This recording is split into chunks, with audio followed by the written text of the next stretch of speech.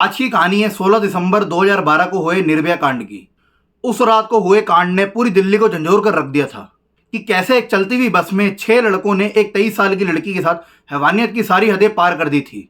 आओ दोस्तों देखते हैं कि उस रात क्या हुआ था और उस लड़की को 8 साल बाद इंसाफ कैसे मिला। तो सबसे पहले दोस्तों चैनल को सब्सक्राइब करो ताकि आपके पास मेरी नई नई वीडियोस की नोटिफिकेशन पहुंचती रहे।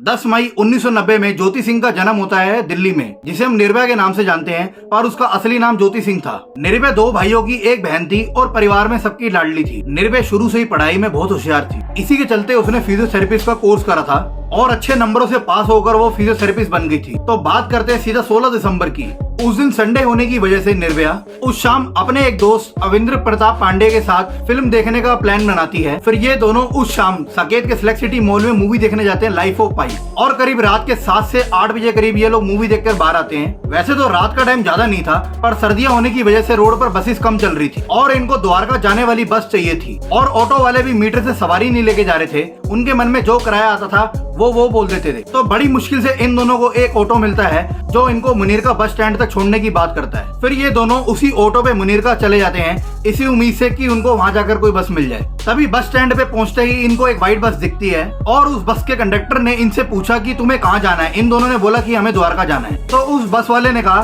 कि ये बस द्वारका से होकर जाएगी, चलो आ जाओ। फिर ये दोनों देखते हैं कि उसी बस में 3 से 4 लोग और चढ़ते हैं। तो इनको लगता है कि ये भी पैसेंजर है और ये बिना कुछ सोचे समझे उस बस में चढ़ जाते हैं। बस में जाके अविंद्र 10 की 2 टिकटें लेता है और बस चलने के कुछ ही देर बाद कंडक्टर इन दोनों को टिकट नहीं देता। तभी अविंद्र और कंडक्टर इन दोनों की बहसबाजी हो जाती है। इसी बहस में इनको ये पता चलता है कि पीछे बैठे हुए 3 से 4 पैसेंजर जिनको वो समझ रहे थे वो दरअसल बस के स्टाफ वालों के दोस्त थे। फिर निर्भया और अविंद्र चुप करके अपनी सीट पर बैठ जाते हैं और तभी बस का ड्राइवर द्वारका वाली रोड को छोड़कर किसी दूसरी रोड पर ले जाता है। इस बात पे अविंद्र बस के ड्राइवर को कहता है कि हमें आप कहाँ लेके जा रहे हो। तभी अविंद्र की 5 से 6 लोग जो बस के अंदर बैठे हुए थे उन सबसे बहसबाजी हो जाती है और ये सारे लोग निर्भया को भी उल्टा सीधा कह रहे थे कि इतनी रात को कहाँ से आ रही हो, रात को इतनी लड़कियां बाहर नहीं निकलती, तुम कहाँ से आ रही हो घूम के। तो इन बातों पे अविंद्र की बस में 5 से 6 लोगों से मारकुटाई हो जाती है। तो इनमें से एक बंदे के पास रॉड थी और वो उसी रॉड से अविंद्र के सर पे वार करता है और अविंद्र वहीं गिर जाता है। फिर ये सभी 6 लड़के निर्भया को लास्ट वाली बस की सीट पर लेके जाते हैं और सभी बारी बारी से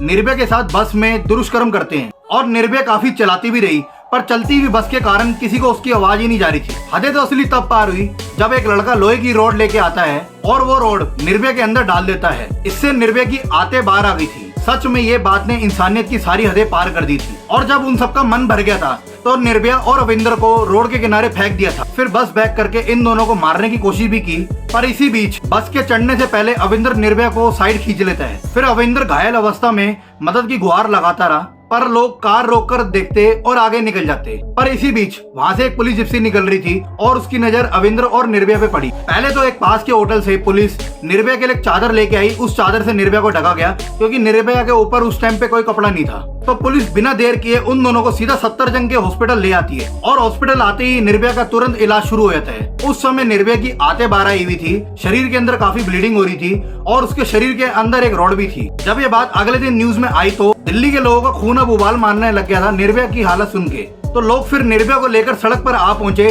कि निर्भया को इंसाफ दो।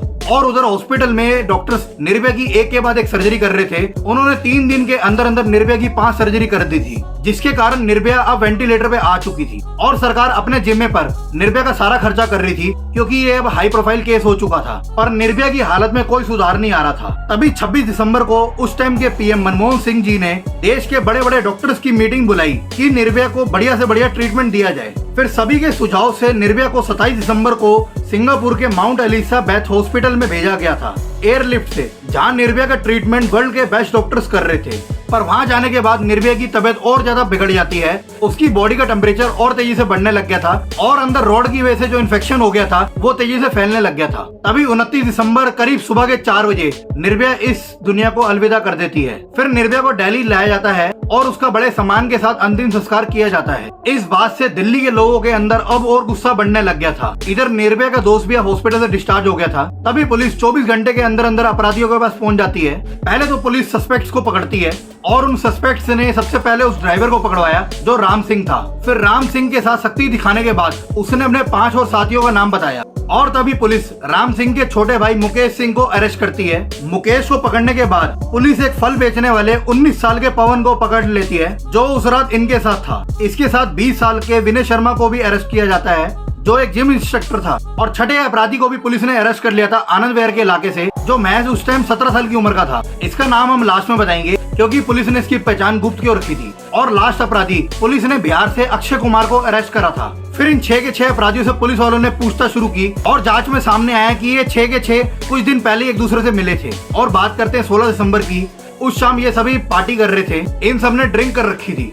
तभी ये लोग बस को लेकर दिल्ली की सड़कों पर निकलते हैं लूटपाट के इरादे से। पहले तो उन्होंने एक शख्स रामाधर सिंह को अपना शिकार बनाया। उस आदमी को पहले इन्होंने बस में पैसेंजर बना के बिठाया, फिर थोड़ी देर बाद उससे मार पीट कर उसके पैसे छीनकर उसको बस से गिरा दिया। फिर अगला शिकार इन्होंने निर्भया को बनाया और सभी अपराधियों की पहचान कराई जाती है निर्भया के दोस्त के सामने। और निर्भया का दोस्त ये पुष्टि कर लेता है कि ये सभी थे उस रात। तभी सारे सबूत मिलने के बाद कोर्ट में इन सबका केस चलता है और कोर्ट उस नाबालिग लड़के को 3 साल की सजा सुनाती है, जिसके कारण उसे सुधार गृह भेज दिया जाता है। और बाकी के 5 अपराधियों को कोर्ट फांसी की सजा सुनाती है, जिसमें 11 मार्च 2013 को जो बस ड्राइवर राम सिंह थे वो सुसाइड कर लेते हैं। और बाकी के 4 अपराधी हाई कोर्ट का दरवाजा खटखटाते हैं, पर वहाँ हाई कोर्ट ने फांसी की सजा को बरकरार रखा। फिर ये 4 सुप्रीम कोर्ट भी जाते हैं और वहाँ भी फांसी की सजा को बरकरार रखा। जब सारी कोशिशें हारने के बाद इन सबको 20 मार्च 2020 सुबह 5:30 बजे फांसी हो जाती है तिहाड़ जेल में। और जैसा मैंने आपको बताया था कि एक नाबालिग अपराधी की पहचान गुप्त रखी गई थी। ये हमारे लोगों का कहना है कि एक नाबालिग अपराधी जब अपनी सजा करके आता है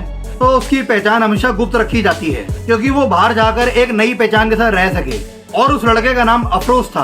उसकी 3 साल की सजा होने के बाद गवर्नमेंट ने उसको 10,000 रुपए कैश दिया और एक सिलाई मशीन देकर उसकी पहचान गुप्त रखी गई और इंडिया के किसी कोने में उसको सेटल कर दिया गया था। तो दोस्तों, आपको मेरी कहानी कैसी लगी प्लीज मुझे कमेंट बॉक्स में जरूर बताइएगा। जिस मेरे दोस्तों ने भी सब्सक्राइब नहीं करा वो प्लीज अभी जाकर करें। थैंक्स फॉर वॉचिंग, तब तक के लिए गुड बाय।